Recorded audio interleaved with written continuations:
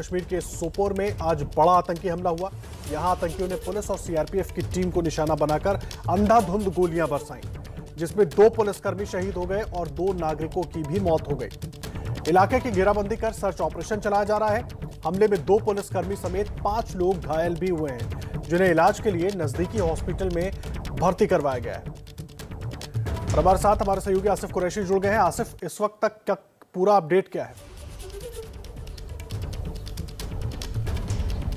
देखिए आदर्श, इस समय भी सोपोर के आरमपुरा इलाके में घर घर तलाशी ली जा रही है और पुलिस की तरफ से मार्केट में भी दुकानों की तलाशी ली जा रही है, क्योंकि जिस समय ये हमला हुआ उस समय सड़कों पर भीड़ तो ज़्यादा नहीं थी, लेकिन कुछ सब्जी और फल बेचने वाले रेडी वाले थे जिनमें से 2 सब्जी बेचने वालों की ही इस हमले में मृत्यु हो गई है।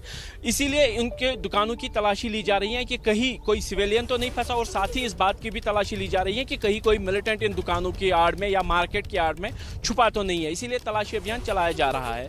पुलिस का यह कहना है कि इस हमले के पीछे लश्कर-ए-तैयबा का हाथ है और लश्कर-ए-तैयबा के ही मिलिटेंट्स ने इस हमले को अंजाम दिया गया, जिसमें पुलिस की गाड़ी पर ताबड़तोड़ फायरिंग कर दी गई, जिसके कारण इस गाड़ी में आग लगी थी। आग लगने के बाद जब पुलिसकर्मी गाड़ी से नीचे आए तो उन पर दोबारा फायरिंग की गई, जिसकी वजह से ही 5 पुलिसकर्मी जो है वो गंभीर रूप से घायल हो गए, जिनमें से 2 पुलिसकर्मियों की मृत्यु हो गई है और जब बाकी 3 लोग हैं उनमें से एक सब इंस्पेक्टर मुकेश कुमार को श्रीनगर अस्पताल ले जाया गया है, क्योंकि उनकी हालत गंभीर बनी हुई है, जबकि 3 सिविलियंस में से एक सिविलियन की हालत भी गंभीर बनी हुई है।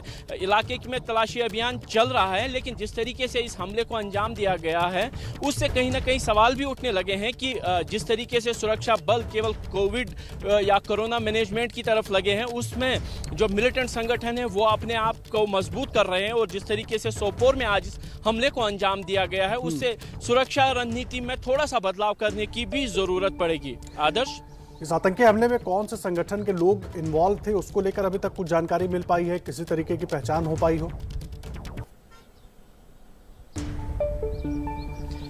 देखिए, पुलिस की तरफ से जो जानकारी साझा की गई उसमें कहा गया है कि उनके पास पुख्ता लीड्स हैं कि इस हमले के पीछे लश्कर-ए-तैयबा का ही हाथ है। पिछले कुछ दिनों से देखें तो सोपोर में ये होने वाली दूसरी बड़ी वारदात है। इससे पहले मार्च के महीने में सोपोर के म्युनिसिपल बिल्डिंग पे हमला करके 2 काउंसलर और 1 पुलिसकर्मी की गोली मारकर हत्या कर दी गई थी, और उसमें पीछे भी पुलिस ने लश्कर-ए-तैयबा के जिस ग्रुप का हाथ बताया था उसमें एक पाकिस्तानी मिलिटेंट जो था, उसके साथ 3 स्थानीय मिलिटेंट्स की भी पहचान की गई थी। और पुलिस का यही मानना है कि ये उसी ग्रुप का काम है, क्योंकि सोपोर आरमपुरा बेल्ट में ही ये ग्रुप सक्रिय रहा था, और आज इस हमले के पीछे भी माना यही जा रहा है कि इस ग्रुप का हाथ हो सकता है। लेकिन पुलिस कोई भी लीड्स नहीं दे रही है, क्योंकि उनका ये कहना है कि अभी तफ्तीश हो रही है, वो ग्रुप के बारे में ज्यादा जानकारी साझा नहीं कर सकते हैं कि किस ग्रुप ने इस हमले को अंजाम दिया। लेकिन लश्कर-ए-तैयबा इसके पीछे है, इस बात की पुष्टि पुलिस की तरफ से कर दी गई है। आदर्श, आप नजर बनाकर रखिए आसिफ, लगातार अपडेट आपसे लेते रहेंगे।